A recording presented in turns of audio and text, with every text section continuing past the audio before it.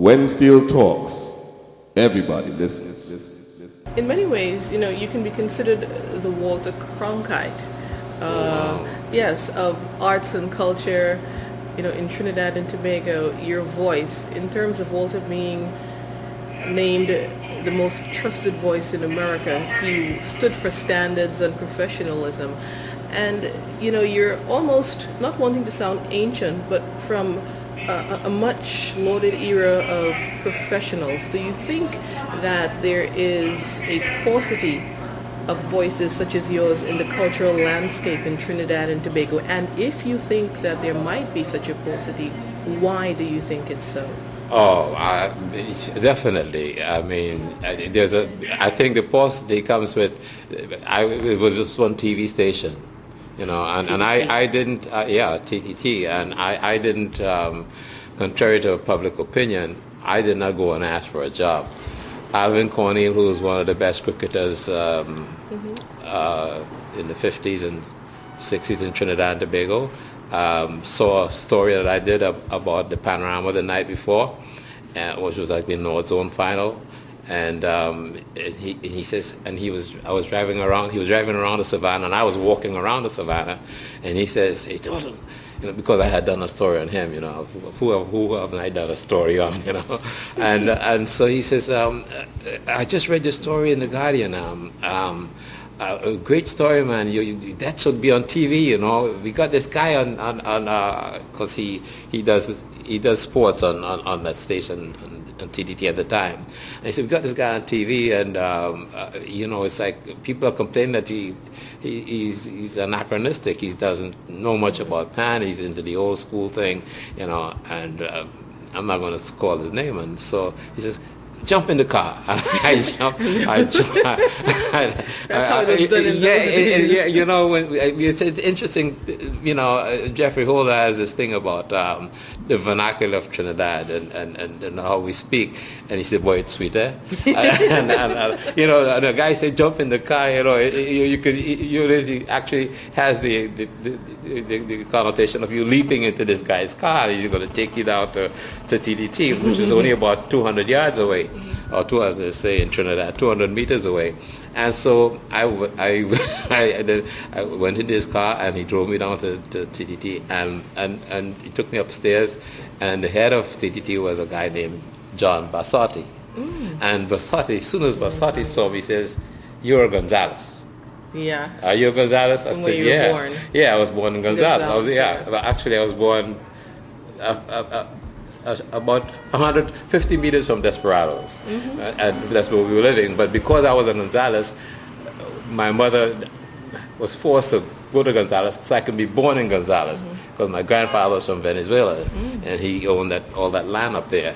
And so I was born in Gonzalez, but I lived in near that on the same street at Rudolph Charles, as a matter of fact. So we're going to get into him a little bit later. But anyway, so he says, "Are you Gonzalez?" And I says, "Yeah." He says, "I know your family. I know you. I lived in Hermitage Road, which is right up the street from Hubert Lane, where I used to live." And he says, "Start tomorrow."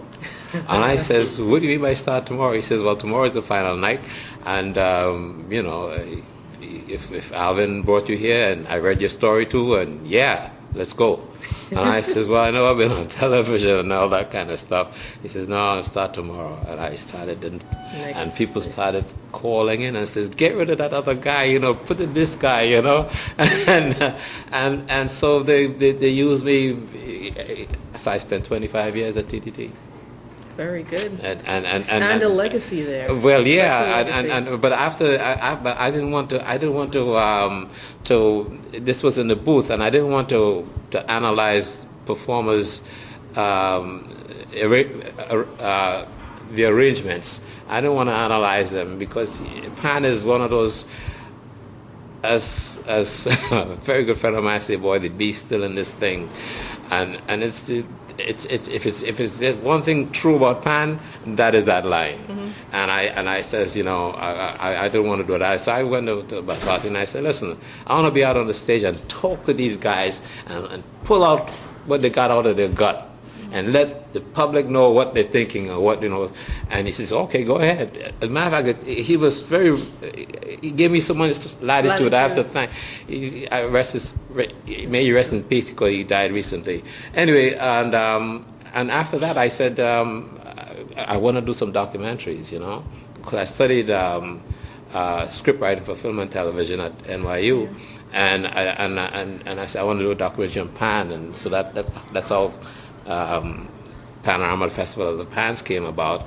And so I became not only interviewer of Steelband personalities, but I also interviewed interesting people like Edmundo Ross and Kareem Abdul-Jabbar, and a lot of people from around the world who were in town at the time for the carnival. You know, so I tried to make it I interviewed people around the savannah who were selling doubles and stuff like that. Anything that actually touched base with the culture. Or go down the track and start up in the middle of a sixth base, and while the band is coasting or getting ready for the song, and talk to the bassist, you know. And I just thought of different things, you know. That's what it's about. People actually want to know what is going on in the middle of everything, and not just the finished product. Right. Gives you a sense so I had no peer, you know. I had nobody else doing what I was doing. So now you got the way airways are so open to answer your question, and you have everybody's in on the business, you know.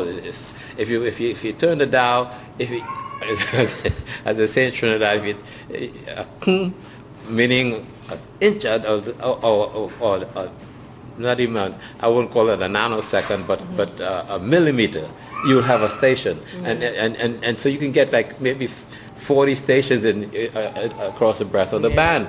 And so, but it wasn't in that way in those days. So to really answer a question about the paucity of skilled people, number one, I think it's a guy said, well, Dalton, you know, I love your writing, you like your style.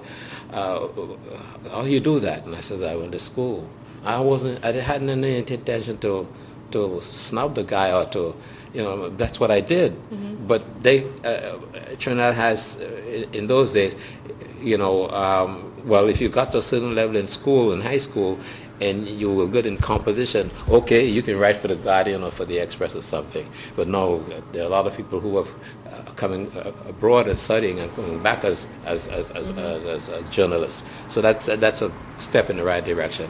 So that's I just think that there are too many people on the airwaves, and they don't know the history of the pan, and they haven't even been behind a pan, and some of them. And so that's all their modus operandi is. When Steel talks, everybody listens.